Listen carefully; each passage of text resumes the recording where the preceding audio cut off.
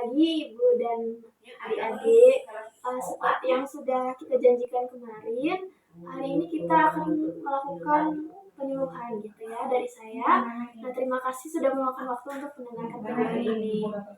Nah, hari ini saya akan menjelaskan tentang diare, bagaimana penanganannya, dan yang paling penting, bagaimana cara mencegahnya agar keluarga ibu tetap sehat, khususnya di area yang saat ini sedang mengalami diare ya.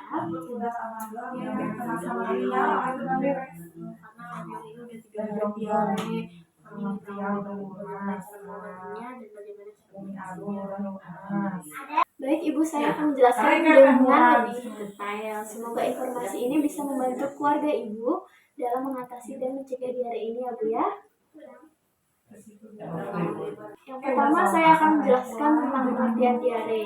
Apa sih itu diare?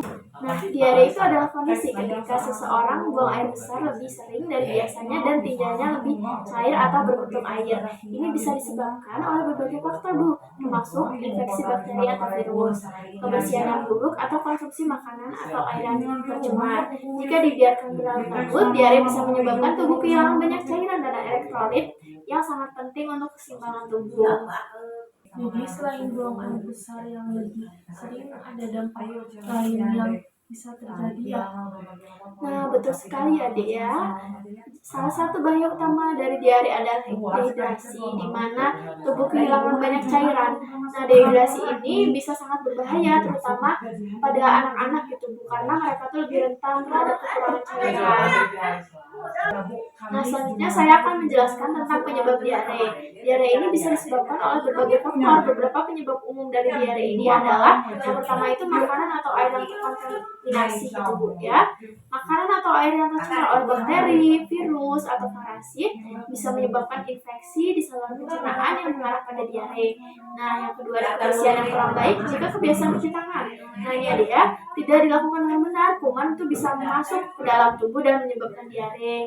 Nah, yang ketiga ada infeksi virus atau bakteri seperti rotavirus yang sering menyebabkan diare pada anak-anak. Sepertinya Arul ini sering jajan di luar ya Bu ya, jajannya sembarangan, makanya dia jadi dia. Ya, benar sih Bu ya, itu bisa jadi salah satu penyebabnya Bu. Jajanan yang dijual di luar rumah itu seringkali tidak terjaga kebersihannya Bu ya. Makanan yang terpapar debu atau tidak disiapkan dengan cara yang benar bisa menyebabkan kontaminasi yang memicu diare. Nah, selanjutnya saya akan menjelaskan tanda-tanda bahaya diare ini ya Bu ya. Selain diare yang sering, ada tanda-tanda bahaya yang perlu diperhatikan. Jika Ariel mengalami hal-hal berikut, segera bawa ke fasilitas kesehatan ya Bu ya. Yang pertama ada dehidrasi. Tanda-tanda dehidrasi pada anak meliputi mulut kering, mata cukup, kulit yang kering dan tidak elastis, serta jarang buang air kecil. Seperti yang tadi di Ariel bilang kan udah agak susah gitu ya buang air kecilnya. Nah, yang kedua ada demam tinggi Bu, jika suhu tubuhnya lebih dari 38 derajat Celcius gitu. Nah, yang ketiga ada muntah terus-menerus. Jika Ariel ini terus-menerus muntah, ini tuh bisa menyebabkan kehilangan cairan lebih banyak dan memperburuk dehidrasi. Jadi jika saya mulai sangat lemas atau susah buang air kecil, itu sudah tanda bahaya ya? Iya, benar sekali itu dia. Itu bisa menjadi tanda-tanda bahwa di Ariel ini mulai kekurangan cairan gitu. Oleh karena itu sangat penting gitu untuk memberikan cairan yang cukup melalui oralit atau air putih. Selanjutnya saya akan menjelaskan cara mengatasi diare dan mencegah dehidrasi. Nah, untuk mengatasi diare yang terjadi pada Ariel ini dan mencegah dehidrasinya ada beberapa langkah yang bisa dilakukan. Nah, yang pertama ada pemberian oralit Bu. Oralit adalah larutan yang mengandung garam dan gula yang berguna untuk menggantikan cairan dan elektrolit yang hilang akibat diare. Berikan oralitnya ini berikannya secara teratur, terutama setelah Ariel itu buang air besar. Yang kedua ada makanan ringan yang mudah dicerna. Berikan juga makanan yang mudah dicerna seperti bubur, nasi, atau pisang dari makanan yang berminyak, pedas, atau berat karena bisa memperburuk diare. Nah, yang ketiga ada jaga kebersihan. Pastikan Ariel ini tidak makan makanan yang tidak terjamin kebersihannya. Dan ajarkan Ariel untuk mencuci tangan dengan sabun sebelum makan dan setelah buang air besar. Bu, apakah ada makanan tertentu yang harus dihindari saat diare gitu Bu? Iya, benar sekali Bu. Sebaiknya hindari makanan yang mengandung banyak lemak, pedas, atau berbau tajam. Makanan yang mengandung banyak serat kasar seperti sayur mentah atau buah dengan biji keras juga sebaiknya dihindari sementara.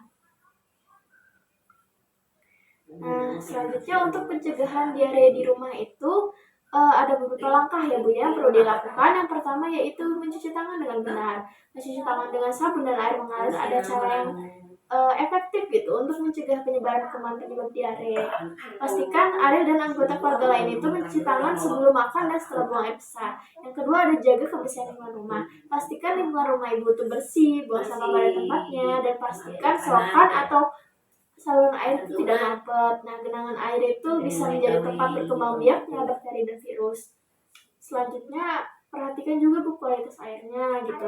Jika tadi keluarga ibu menggunakan air sumur, pastikan air itu disaring dulu gitu Bu, atau dimasak terlebih dahulu sebelum digunakan untuk memasak atau minum. Menggunakan air tidak bersih itu bisa menjadi sumber utama penyebab diare. Jadi kebersihan lingkungan sangat mempengaruhi kesehatan kita ya. Betul banget deh, lingkungan yang kotor bisa menjadi tempat berkembangnya kuman yang menyebabkan diare. Jadi penting sekali untuk menjaga kebersihan rumah dan sekitar. Nah, di sini saya mempunyai poster Ibu. Boleh dilihat posternya.